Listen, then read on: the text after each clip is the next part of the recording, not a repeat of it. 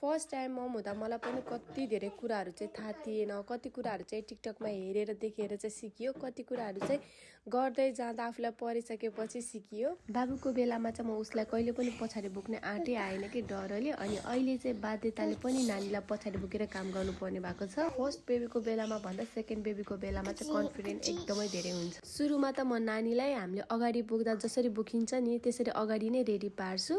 यसरी रेडी पारिसकेपछि मात्र उसलाई म पछाडि लान्छु कि।